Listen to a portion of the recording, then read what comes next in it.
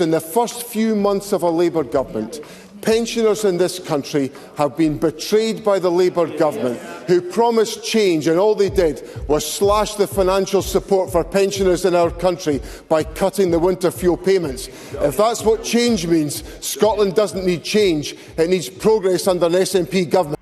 We're 5 months into a Starmer-led government, and already his false promises are coming home to roost. Is he aware of anyone who's promised to reduce energy bills only for them to increase? Is he aware of anyone who promised to back business only to tax business? And is he aware of anyone who promised to protect pensioners only to pick their pockets for their winter fuel allowance? The Scottish budget is to be published on Wednesday this week.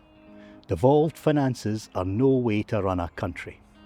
Saw the numbers today published by the UK government. They're borrowing, so the difference between what they earned and what they spent just in the last month was £17.4 billion. Not in a year, in a month.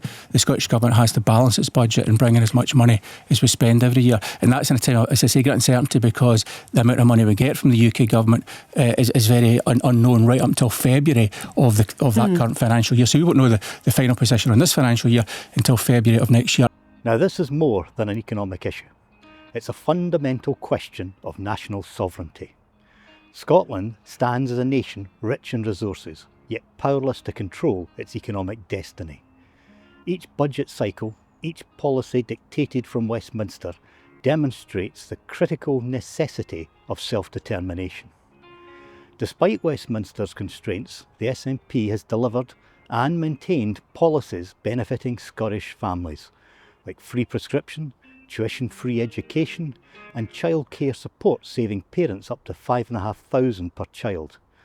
The upcoming budget will introduce a new pension age winter heating payment, yet another necessary mitigation of Westminster's detrimental policies.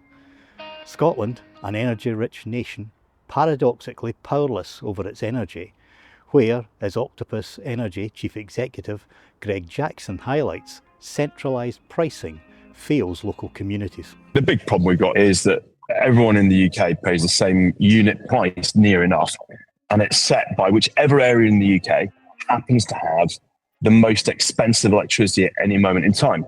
What that means is most of the time, the price paid by, for example, people in the Shetland Islands is set by the supply constraints, if you like, in London. The need for independence is becoming ever more urgent. Independence represents more than a political aspiration. It's an economic imperative. Until next time, stay safe, stay engaged, and keep working together for a better Scotland.